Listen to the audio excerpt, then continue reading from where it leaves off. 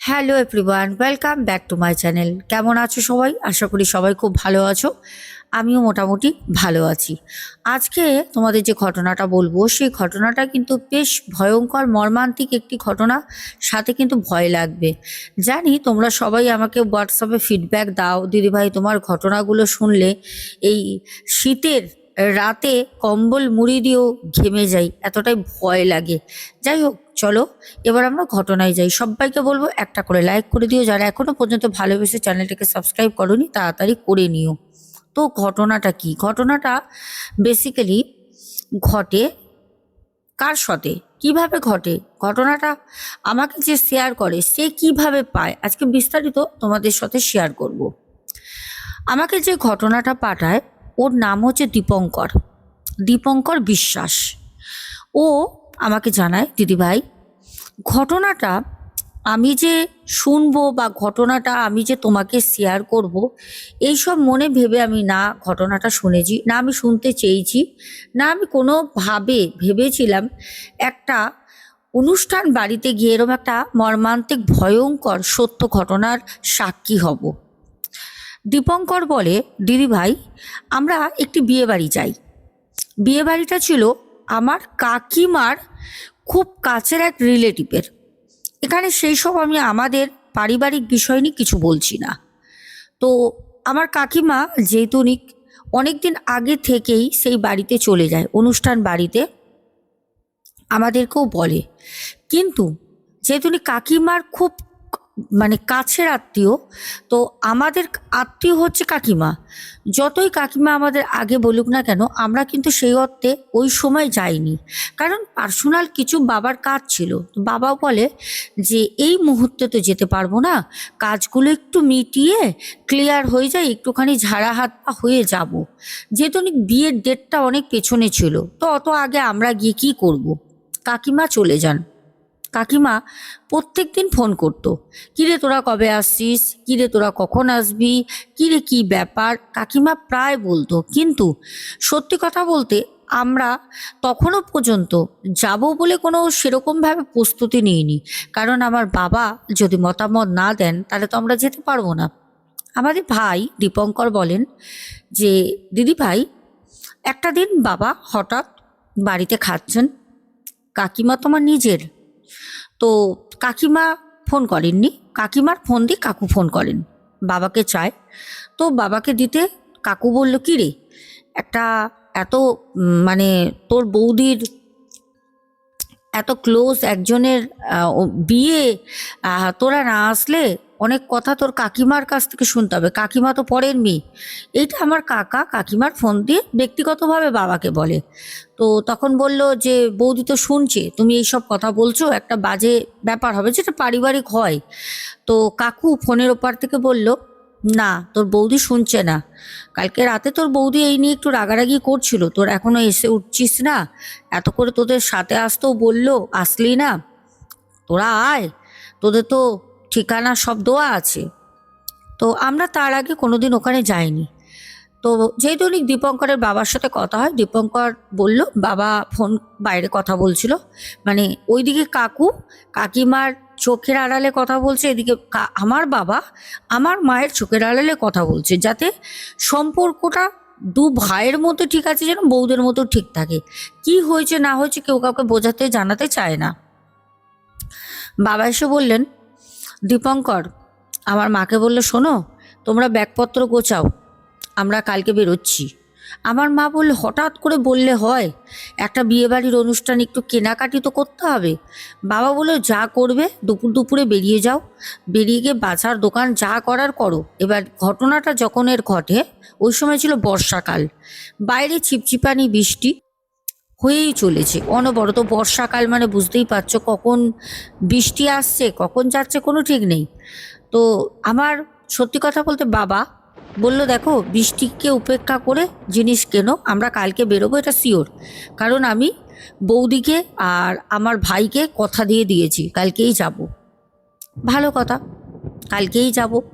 তো মা আমাকে নিয়ে ছাতা ফাতা মাথায় দিয়ে দুপুরে বেরোলো, খাওয়া দাওয়া করেই। সামান্য জামা কাপড়, মায়ের ব্লাউজ, হাবি তাবি আমাকে নিয়ে নিয়ে কেনায়, কি কি কিনেছে অত আমি দেখিনি, শুধু ব্যাগগুলো ধরতে দিয়েছে, নিয়ে এসছি বয়ে বাড়ি পর্যন্ত। দীপঙ্কর ভাই বলে পরের দিন সকালবেলা বাবার কথা মতো আমরা কিন্তু বাড়ি থেকে রওনা দিই। আমরা ওখানে গিয়ে যখন পৌঁছলাম, বাড়ি থেকে প্রায় 8টা সাড়ে 8টায় বেরোই সকালবেলা, 12টা সাড়ে 12টা লাগে সেই বাড়িতে যেতে, অনেকটা ডিস্টেন্স। তো আমরা যাই, আমাদের যেতে আমার কাকিমা খুব খুশি হন, আমাদের সবার সাথে পরিচয় করিয়ে দেওয়া, একটা অনুষ্ঠান বাড়ি, সবাই সবার মতো ব্যস্ত, তার মধ্যেও আমাদের মানে আত্মীয়তা আপ্যায়নে কোনো কমতি তারা রাখিনি। আমরা প্রথমবার গেছি, আমরা আশাও করিনি যে আমাদের এত ভালোভাবে তারা একটা অনুষ্ঠান বাড়িতে এত কেয়ার করবে, এটা আমরা ভাবিও নি। যাই হোক, এবার ঘটনাটা ঘটলো যেদিনকে বিয়ে, সেদিনকে সেই বাড়ির মেয়ের বিয়ে, ছেলের বাড়ি থেকে গায়ে হলুদ আসে, অনুষ্ঠান পর্ব শেষ হয়, দিয়ে দুপুরবেলা খাওয়া দাওয়া হওয়ায় আমরা ছাদে বসে আছি। এটা দুদিনের পরের কথা বলছি, মানে আমরা যাওয়ার দুদিন পর। তো সেদিন বিয়ে, ছাদে বসে আছি, পেছনে ওই যে বাড়িতে গেছি ওই বাড়িতেই অ্যাকচুয়ালি সামনে মাঠে বিয়ের অনুষ্ঠান হবে, প্যান্ডেল হয়েছে, চেয়ার টেবিল সব পাতা হয়েছে, ওখানে খাওয়ানো হয়েছে, দুপুরে মধ্যাহ্ন ভোজন করানো হয়েছে।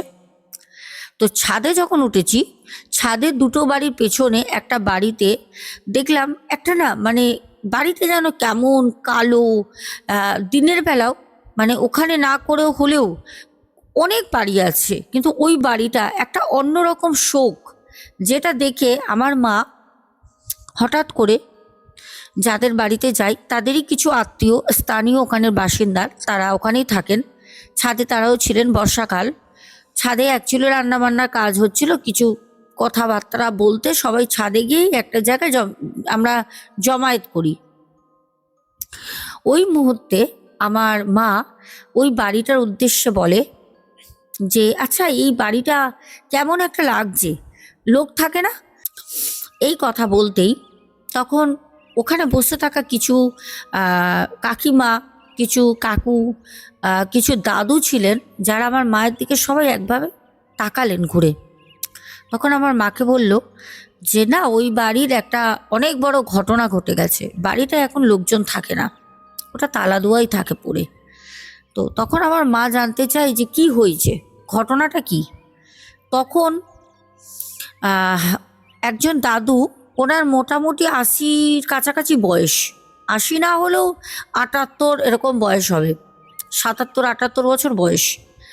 উনি তখন বলল যে দেখো মা, এই বাড়িতে একটা ঘটনা ঘটেছিল, আমরাও পাড়ার সবাই এই ঘটনার সাক্ষী। তখন আমার মা জিজ্ঞেস করলো কি হয়েছিল, আর বাড়িতে কেউ থাকে না কেন, এরকম ভুতুরে ভুতুরে কেন, বাড়িটা দেখেই ভয় লাগছে একটা, দিনের বেলা দুপুর বেলা, মানে এত বাড়ির মধ্যে ওই বাড়িটা না, মানে কিরকম একটা তাকালেই যেন মনের মধ্যে একটা ছমছম করছে, মনের মধ্যে ছমছম করছে, গাটা যেন ভার ভার লাগছে। তখন সে দাদু বললেন আজ থেকে প্রায় 7-8 বছর আগে এই বাড়িতে মা বাবা একটি ছেলে বসবাস করত। ছেলেটি বিয়ে করে, ভালোবাসার বিয়ে, প্রেম করে বিয়ে করে। ছেলেটির মা বাবার কোনো মতামত ছিল না নিজেদের, মানে ওই মেয়ের সাথে বিয়ে হোক, কিন্তু ছেলেটি কারোর কথা শুনিনি, বিয়ে করে। এমনকি ছেলেটার বাড়ির শুধু মা বাবা বলে না, ছেলেটার বাড়ির কেউই চাইতো না যে ওই মেয়ের সাথে বিয়ে হোক। কিন্তু মেয়েটাও সেরকম যে খুব খারাপ পরিবারের তা না, কিন্তু তবু প্রত্যেকটা বাড়ির মা বাবা একটা কিছু তো ছেলে মেয়ে সন্তানের জন্য ভেবে রাখে, হয়তো তার মা বাবাও ভেবে রেখেছিল।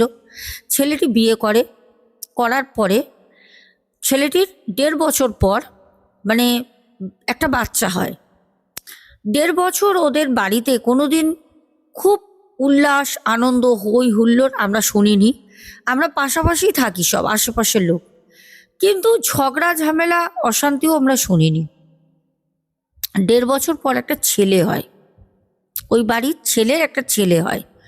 যখন ছেলেটি হয় তখন দলে দলে ওই ছেলের বাড়ি থেকে সবাই দেখতে আসে, আত্মীয় স্বজন সবাই আসে দেখতে। এতদিনে 1.5 বছরে তাদের একটা বাড়িতে পুত্র সন্তান হয়েছে। মানে এইটা সবাই তখন ওই বিয়ে যারা অরাজি ছিল, অমত ছিল, তখন মোটামুটি সবাই খুব হাসি মুখে বাড়িতে আসা যাওয়া, আত্মীয় পরিবারের মধ্যে খুব ভালো একটা সবার সাথে বন্ডিং। তারপরে মেয়েটির শ্বশুর বাড়ির মা বাবা, মেয়েটির মা বাবা সবাই মানে খুব ভালো একটা, মানে যেরকম পরিবার হয় সেরকম সৃষ্টি হলো ওই বাচ্চাটা হওয়ার পর। এবার যেদিন বাচ্চাটি হলো সেদিনকে শুনে সবাই বাড়িতে আসে। তারপর তো বউটিকে নিয়ে আসে পরের দিন। সবাই বাড়িতে অপেক্ষা করে বাচ্চাটিকে দেখার জন্য। জানি না, এরকম তো অনেকেরই বাচ্চা হয়, কিন্তু অনেকেই আগে থেকে চলে আসে বাচ্চাটাকে দেখার জন্য। কেন কি কারণ আমরা জানি না ওইসব।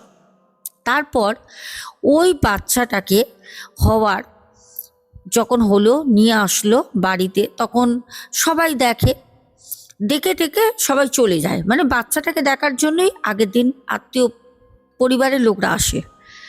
সবাই যখন ডেকে চলে যায়, ঠিক রাত্রেবেলা 2টোর সময় বাচ্চাটা, ওইটুকুনি বাচ্চা, ওর মাত্র সেদিন 2.5 দিন মাত্র বয়স, 2.5 দিন, 2.5 দিনের একটা বাচ্চা খুব কর্কশভাবে রাত 2টোর সময় কান্না শুরু করে। যেই কান্নাটা ভোর হওয়া পর্যন্ত কনস্ট্যান্ট চলে, কাঁদে। কোনো রকমভাবে বাচ্চাটাকে শান্ত করানো যাচ্ছে না। মায়েরও শরীর সেরকমভাবে তখন ভালো হয়নি। বাচ্চাটা প্রসব করেছে, সে অনেক দুর্বল, অল্প বয়সের মেয়ে। বাড়িতে শাশুড়ি মা, শ্বশুর, স্বামী, আরও পাড়াপড়শি, আমরাও গেছি রাতে কান্না শুনে। পাড়ার কেউ ঘুমায়নি সেদিন, এত কাঁদছে বাচ্চাটা। বর্ষাকাল, চারিদিকে বৃষ্টিতে জলমগ্ন হয়ে গেছে, থই থই করছে, আকাশে কালো মেঘ, মেঘ গর্জন করে করে বৃষ্টি হচ্ছে। যেন প্রত্যেকটা আমাদের এইখানে বাড়ির মানুষের বুকের ভিতরে একটা অস্থিরতা, যেন মনে হচ্ছে কিছু একটা হবে, তার সংকেত দিচ্ছে, যেন আকাশ ভেঙে পড়ছে। বর্ষাকাল, বৃষ্টি তো ছোট থেকে দেখছি। আজকে 78 বছর বয়স হলো, কারো 30, কারো 40, কারো 60-এর গোড়ায়। কিন্তু এরকম রাতের বেলা আকাশ ভেঙে বৃষ্টি, বজ্রঘাত, মেঘ ডাকছে, আর সেই বাচ্চাটার কান্না। আমরা ওই বৃষ্টিতে ছাতা মাথায় দিয়ে আমরা আমাদের এখান থেকে ওর বাড়িতে যাই। ছেলেটার নাম নন্দ, মানে যার বাচ্চা হয়েছে, বাচ্চা ছেলে। নন্দও খুব একটা বড় না, অল্প বয়সে প্রেম করে বিয়ে তো। নন্দকে গিয়ে ডাকলাম। নন্দর বাবা বলল, আর বলবেন না, কি শুরু হলো বুঝতে পারছি না, বৌমা তো বাচ্চাটাকে কন্ট্রোল করতে পারছে না, খুব কান্নাকাটি করছে। আমরাও নানা রকমভাবে বাচ্চাটাকে চুপ করানোর চেষ্টা করি, কোনো মতো হয়নি। হঠাৎ লক্ষ্য করলাম বাচ্চাটার পা থেকে আস্তে আস্তে যে পায়ের তালু, এইটুকুনি ছোট্ট ছোট্ট তার 2টো পা, এইটুকুনি হয়তো 4 কর হবে না, 3 কর হবে আঙুলের, পায়ের তলাটা অটোমেটিক্যালি লাল হয়ে যাচ্ছে রক্তের মতো। মনে হচ্ছে যেন শরীরে রক্ত জমে যাচ্ছে। পুরো শরীরটা পা থেকে শুরু করে আস্তে আস্তে আস্তে আস্তে লাল হয়ে গেল। সকালবেলা সবাই ভাবছি ভোর হলে বাচ্চাটাকে নিয়ে ডাক্তারখানায় যাব, হসপিটালে যাব। ওই বৃষ্টিতে নিয়ে যাওয়া যাবে না, প্রচুর জল, গাড়ি একটাও পাওয়া যাবে না, কি করব। যাই হোক, ভাবনা মতো আমাদের ভাবনাই রয়ে গেল। সকাল হতে হতে বাচ্চাটি আর নেই। কাঁদতে কাঁদতে বাচ্চাটি, 2.5 দিনের বাচ্চাটি মারা যায়। যখন সেই বাচ্চাটি মারা যায়, তখন তার মা, বাচ্চাটির মা সম্পূর্ণরূপে ভেঙে পড়ে। তার বাবা, তার ঠাকুমা, দাদু, একে একে যারা এসছিল, আত্মীয় পরিবারের লোক, মেয়ের বাড়ির লোক, সবাই জানতে পারলো তাদের নাতি, তাদের ওই ছোট্ট বাচ্চাটা 2.5 দিনের, সে মারা গেছে। পরের দিন ঢলে ঢলে আবার সবাই আসলো। যে বাচ্চাটাকে 2 দিন আগে দেখে গেল, ফুটফুটে চাঁদের মতো সুন্দর ফর্সা একটা ছেলে, হাসতে হাসতে বাড়িতে ঢুকলো। সেই ছেলেটা 2.5 দিনের মাথায় মারা গেল। সবাই দেখলো, বাচ্চাটাকে নিয়ে গিয়ে পুঁতে দেওয়া হলো। তার মা আস্তে আস্তে উন্মাদ পাগল হতে শুরু করলো। বাড়িতে সবাই বলতো যে ও খাটের মধ্যে বসে বাচ্চাকে যেন কোলে নিয়ে দোল দোল করে, একটা পা নাড়ায়, সেরকম ও সমানে ওরকম সারাদিন দুলতো খাটের মধ্যে বসে। এলো চুল, জামা কাপড়ের কোনো রকম কিচ্ছু ধকপথ নেই, পায়ের মধ্যে কিছুই নেই, ও দুলতো দোল দোল দোল দোল দুলেই যেত। আর নিজের পায়ের যে মালাই চাকিটা থাকে সেই মালাই চাকিটাকে হাত বোলাতো, যেরকম কোনো মা তার বাচ্চাকে কোলে নিয়ে মাথায় হাত বোলায় আর বলে শুয়ে পড় বাবা, দোল দোল দোল দোল, ঘুমা আমার সোনা বাবা, যেরকম ঠিক ওরকম ও করতো। বাড়ির প্রত্যেকটা মানুষ ওগুলো দেখে ভাবতো যে এ হয়তো মানসিক ভারসাম্যহীন হয়ে গেছে, এর আর সেরকমভাবে হয়তো ফিরে আসবেন আগের মতো।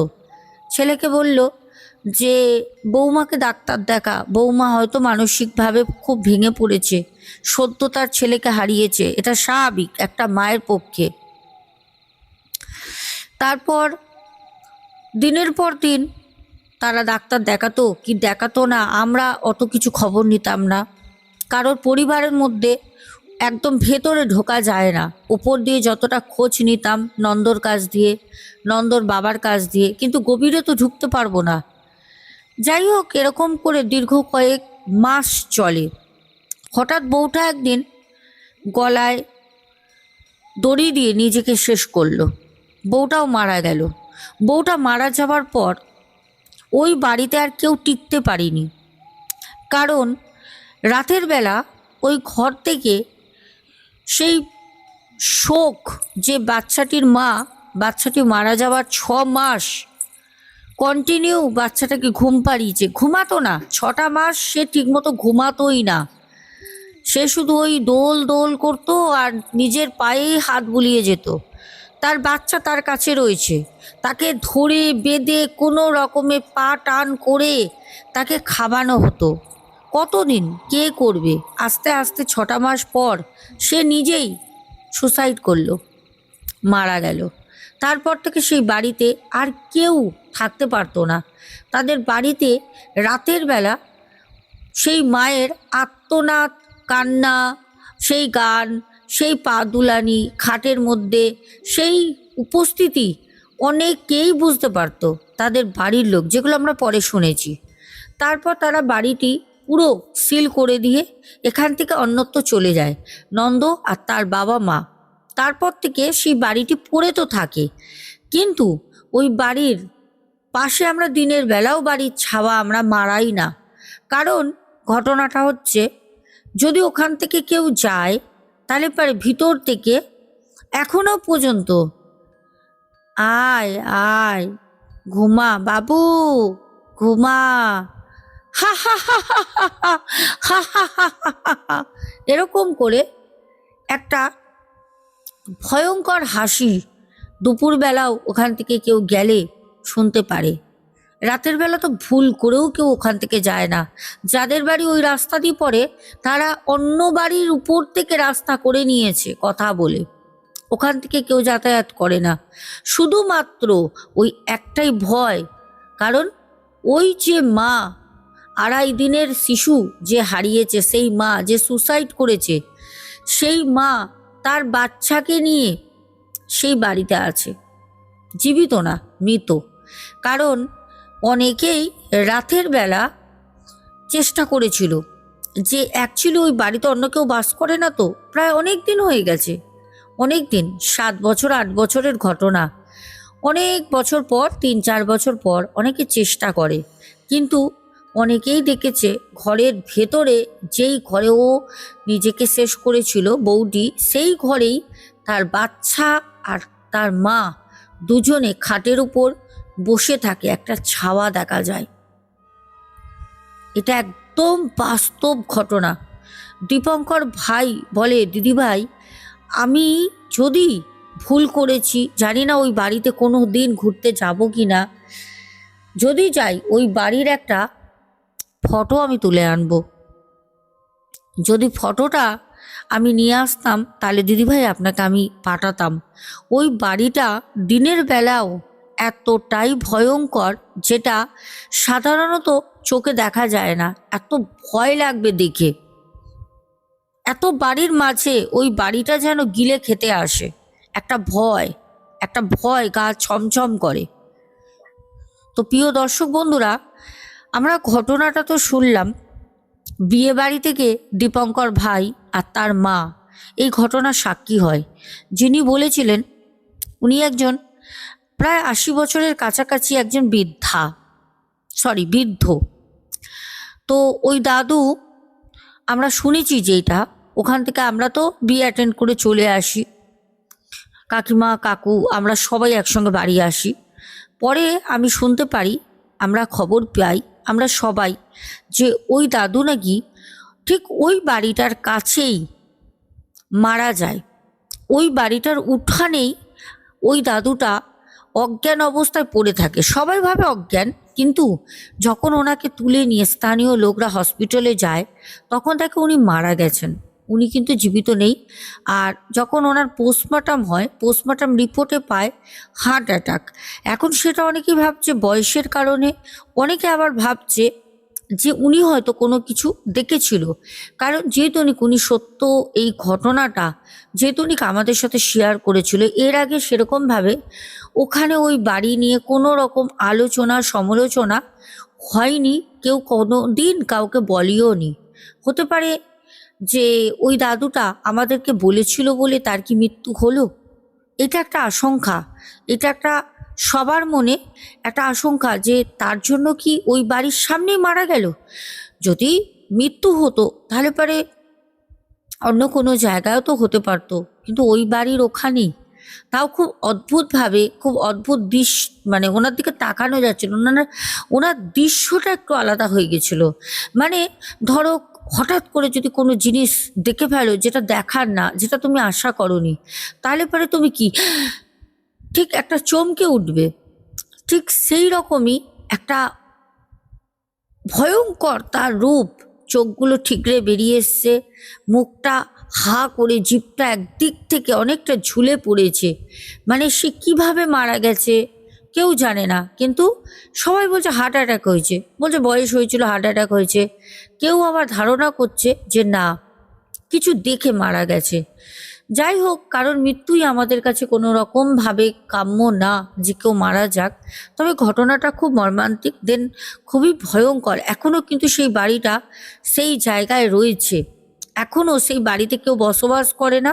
আর সেই নন্দ তার মা বাবা কোথায় যে চলে গেছে, ওই বাড়ি পুরো জানলা কপাট পুরো বন্ধ করে, গ্রিল বন্ধ করে, বাইরে লক করে সেই বাড়ি থেকে সবাই চলে গেছে। কিন্তু যারা দেখেছিল তারা জানলা, কাঠের জানলা তারা শাবল দিয়ে ভেঙেছিল, ভেঙে দেখার চেষ্টা করেছিল যে কখনো কখনো মহিলা কণ্ঠে গান কথা, মানে কিছু যেন বলছে, যেরকম হয় না, ধরো ছোট বাচ্চাকে কোলে নিয়ে মা ঘুরছে, বাবা ঘুমিয়ে পড়, বাবা শুয়ে পড়, আমার সোনা আয়, ঠিক মানে একটা মা একটা বাচ্চার সাথে কথা বলা, সেইগুলো শোনা যেত, দিনের বেলাতেও শোনা যেত। তো তার জন্য লোকে একটা কৌতূহল বশত হয় না পাড়ায়, যে না কেউ হয়তো চুপি চুপি বাস করছে। এরকম কলকাতা অনেক জায়গায় হয়েছে, বাড়িতে কেউ নেই কিন্তু লোকে বাস করতো, ধরা পড়েছে, তাকে রান্না বান্না সব বাড়িতে করতো, তারা লুকিয়ে লুকিয়ে রাতে বেরোতো, বাজার নিয়ে ঢুকতো, সরি, এরকম জিনিস তো হয়েছে। এবার খবরে পেপারে নিউজে হারদম আমরা এসব শুনতেই থাকি। তার কারণেই কিন্তু তারা দেখতে গিয়ে তারা এইসব দেখেছে, যে না একটা মা একটা বাচ্চার অশরীরী সেই ঘরে আছে, তাদের দেখা যায়। তো দর্শক বন্ধু, তোমাদের ঘটনাটা আমাদের দীপঙ্কর ভাইয়ের একদম সত্য ঘটনা।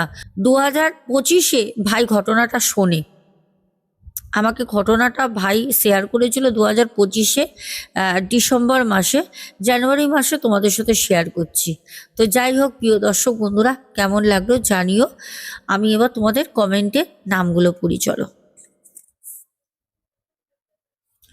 তো আমার প্রিয় দর্শক বন্ধুরা, তোমরা আশা করি কালকে ঘটনা পাওনি, সবাই খুব খুব রাগ করেছো আমি জানি। তবে রাগ করো না, কালকে আমি গেছিলাম একটু মেলা ঘুরতে, শরীরটা ভালো নেই, তবে কি বলতো প্রিন্স অনেক দিন ধরে মেলায় যাব মা নিয়ে চলো বলছিল, যার কারণে ভাবলাম যে না যাই। একদমই ইচ্ছে ছিল না যাবার, কিন্তু তবুও ও একটু রাগারাগি করে, বলে মা তুমি সারাদিন শুধু কাজই করো, দেখো আমার ঠাকুরের কাজ থাকে সেগুলো করি, কোনো জায়গায় যাওয়া হয় না সেরকম। যাওয়ার মধ্যে একটু মলেই যাই, এই ডেলিকার একটু চুটুর চাটুর খাবার এইসব আনতে, এছাড়া তো কোনো জায়গায় বেরোতে পারি না। আর গেলে পারে দূর দূরান্তে কাজে যাই, তোমরা জানো। এছাড়া তো কোনো আমার সেরম ঘোরার কিছু নেই, স্বাধীনভাবে ঘোরাটা আমার হয় না। তবুও কালকে অনেক সাবস্ক্রাইবারের সাথেই আমার দেখা হয়েছে, গিয়ে কেউ কাছে এসেছে, কেউ দূর থেকে নিজেরা নিজেদের মধ্যে আলোচনা করেছে। আমি আর কালকে সেরকমভাবে কিছু ভিডিও করিনি, কারণ একটুখানি ভাবছিলাম যে নিজের মতো করে ওখানে ফাংশন হচ্ছিল, গান শুনছিলাম। জিনিস কিনেছি, তোমাদেরকে আমি দেখাই। এই যে আমি কানেরটা পরে আছি, একটু খুলে দেখাই, খুব সুন্দর, ভেরি ইউনিক ডিজাইন। দেখো, দেখতে পাচ্ছ কানেরটা? এগুলো অ্যান্টিক পিস, আর এগুলো হচ্ছে সিঙ্গেল পিসই ছিল অ্যান্টিক। যেগুলো যেগুলো আমি নিয়েছি, আরও কটা এনেছি, হ্যাঁ, যেগুলো নিয়েছি সবই এক্সক্লুসিভ, ওয়ান পিস করেই ছিল। বাট এর মধ্যে আমার এই ডিজাইনটা খুব খুব ইউনিক লেগেছে, খুব সুন্দর নিয়েছি। আর একটা আছে রাধা কৃষ্ণ, আর একটা আছে ঠাকুরের একটা মন্ত্র লেখা শ্রী গোল। যদি দেখতে চাও আমাকে বলো, আমি তোমাদের সাথে পরে শেয়ার করে দেবো। চলো কমেন্টে নামগুলো বলি। আচ্ছা, বং হিন্দু হেসেল প্রথম কমেন্ট করেছো, অ্যান্ড যে তারপরে আয়ান হালদার, প্রদীপ দাস পরপর দুটো কমেন্ট করেছো, রূপা দে, তারপরে কাকুলি কাকুলি কমেন্ট করেছো। আচ্ছা, তারপরে কমেন্ট করেছো কৃষ্ণা ধারা, দীপক হালদার, তারপরে ডালি দেবনাথ, তারপর কমেন্ট করেছো পিন্টু ঘোষ, সন্তুর দুনিয়া, মিলি রয় চৌধুরী, মিলি রয় ঘোষ, ইন্দ্রজিৎ রয় চৌধুরী, সুদীপ রয়, বাংলাদেশ থেকে আব্দুল হক ভাই। আচ্ছা, তারপরে আমাদের ধৃতিকণা নন্দী, তারপরে বেবি দাস, পিঙ্কি দাস, সুদীপ নন্দন, তারপরে জয় বিশ্বাস, সিদ্ধার্থ পুরকায়াত, মৌমিতা দাস, শ্রাবণী হাজরা, সারদা সাউ, তারপর কমেন্ট করেছো সারদা সাউ, জলি হাজরা দিদিভাই, সুমনা ভট্টাচারিয়া বলেছো তোমার ড্রেসটা দারুণ সোনা। আচ্ছা, অনেক অনেক ভালোবাসা, ধন্যবাদ তো দিয়ে ছোট করব না।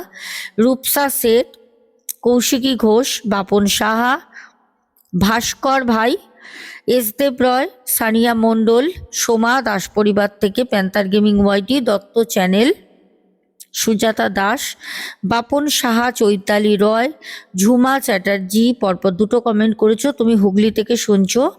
আচ্ছা, খুব ভালো লাগলো। মৌয়া পল, সুমনা ভট্টাচারিয়া, সুস্মিতা আদিত্যা, তারপরে দেবস্মিতা চক্রবর্তী, এস দেব রয়, বাংলাদেশ থেকে মিম কমেন্ট করেছো, তারপর কমেন্ট করেছো মানিক রয়। সোনা বনু, আমি পশ্চিম মেদিনীপুর থেকে রোজ তোমার ঘটনা শুনি, ভালো লাগে, আমি তোমার সঙ্গে কিভাবে যোগাযোগ করব? আচ্ছা, আমি এখানে নাম্বার দিয়ে দিয়েছি, ওকে, এই নাম্বারে আমাকে হোয়াটসঅ্যাপ করবে, অনলি হোয়াটসঅ্যাপ। কল করলে এখানে আমার কল আসে না, আসলে বুঝতেই পারছো তো, আমার হোয়াটসঅ্যাপ সব এখানে আছে, ঠিক আছে, এখানে তোমার কল হবে না, তার জন্য তোমাদের বলে দিলাম। আর হ্যাঁ, যেতে যেতে বলে রাখি, আগামীকাল মঙ্গলবার একটা টিপস আসবে, সকাল সকাল টিপসটা আমি দেবো, মঙ্গলবারই অ্যাপ্লাই করবে। হ্যাঁ, তা বলে কাল মঙ্গলবার করতে হবে এরকম কোনো মানে নেই, প্রত্যেক মঙ্গলবারই তোমরা করতে পারো। যেই ক্রিয়াটা আমি দেবো সম্পূর্ণটা আমি করে দেখিয়ে দিয়েছি, আমিও নিজে করেছিলাম গত সপ্তাহে, তারপর আমি তোমাদের সাথে সেই জিনিসটা শেয়ার করছি। সো তোমরা সবাই কালকে ভিডিওটা কিন্তু অবশ্যই দেখো, আর রেমেডিটা করো। 2026-এ যেই রেমেডিগুলো তোমাদের সাথে শেয়ার করব, যদি করতে পারো সঠিক নিয়মে, তাহলে তোমাদের স্বপ্ন ফিলফুল হবেই হবে। সামনে মকর সংক্রান্তি ভিডিও আসবে, সাথে থেকো, চোখ রেখো, চ্যানেলটাকে সাবস্ক্রাইব করে রেখো। এখনের মতো tata, good night, love you too. সবাই খুব ভালো থেকো, দেখা হবে কালকে সকাল সকাল আবার রাতে। এখনের মতো টাটা।